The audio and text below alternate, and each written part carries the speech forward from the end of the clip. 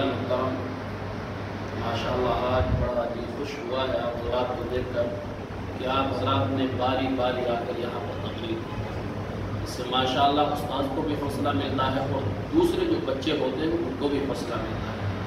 کیونکہ جب آپ یہاں اسٹیج پر کھڑے ہو کر بیان کریں گے یا تقریر کریں گے یا اپنا سبق یاد کیا ہوا سنائیں گے تو دوسرے آدمی کو خود بخود شوق پیدا ہو جائے گا اور ذوق پیدا ہو جائے گا کہ ہمیں بھی اپنے اس بھائی کی طرح بننا ہے،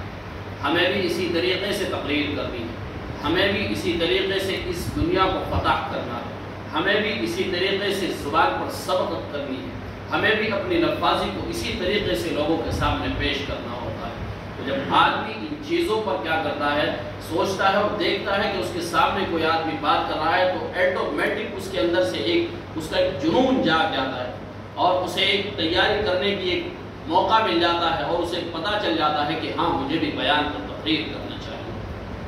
تو عزیزان محترم، میں آج یہاں اس لیے کھڑا ہوا ہوں کہ آپ حضرات میں سے کچھ حضرات نے سوال کیا تھا کہ یاجوج ماجوج کا کیا مسئلہ ہے اور یاجوج ماجوج کون ہے اور کس طریقے سے۔ تو عزیزان محترم، آپ نے ان کے بارے میں سنا ہوگا کہ ایک بہت بڑی دیوار ہے جو سکندر نے بنائی تھی اور یاجوج ماجوج اس کو روزانہ چاٹتے ہیں اور جب شام کا وقت ہوتا ہے تو اسے وہ چاٹنا بند کر دیتے ہیں اور یہ کہہ دیتے ہیں کہ اس کو ہم کل فتح کریں گے، اور پھر کہتے ہیں کہ ایک دن آئے گا جو ان کا لاسٹ دن ہوگا اور وہ کہیں گے کہ انشاءاللہ ہم اس کو کیا کر دیں گے، کل فتح کر دیں گے، تو اسی طریقے سے دیوار باریک رہ جائے گی۔ یہ بالکل افواہ اور غلط بات ہے، ایسا نہیں ہے۔ حضرت آدم علیہ نبینا علیہ السلام آدم انسانی کے باپ ہیں، اس کے بعد حضرت نوح علیہ نبینا علیہ السلام آدم ثانی کہلاتے ہیں۔ ان کے 3 بیٹے تھے، حام، سام، یافس۔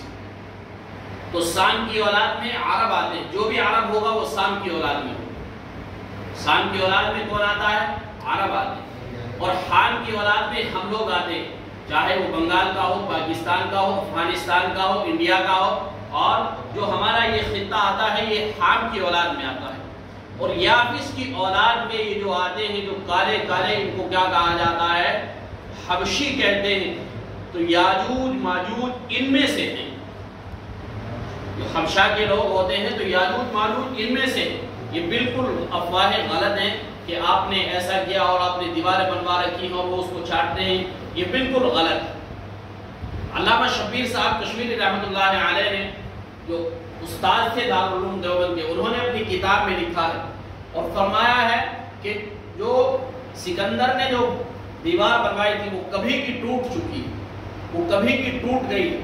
تو معلوم ہوا کہ یہ افواہیں غلط ہیں، ایسا نہیں ہے، بلکہ جو ہم نے آپ حضرات کے سامنے بیان کیا ہے اور جو بات ہم نے آپ حضرات کے سامنے رکھی ہے کہ اس طریقے سے جو ہوگا، کیا ہوگا کہ یافس کی اولاد میں سے یہ یاجوج ماجوج ہے۔ اب کیونکہ انسانی خلط ملط ہو گیا ہے، انسان خلط ملط ہو گئے ہیں، کوئی کالا ہے، کوئی گورا ہے، کوئی کیسا ہے، تو ہر طریقے سے اللہ تبارک و تعالیٰ نے انسانی شکل و صورت بنائی،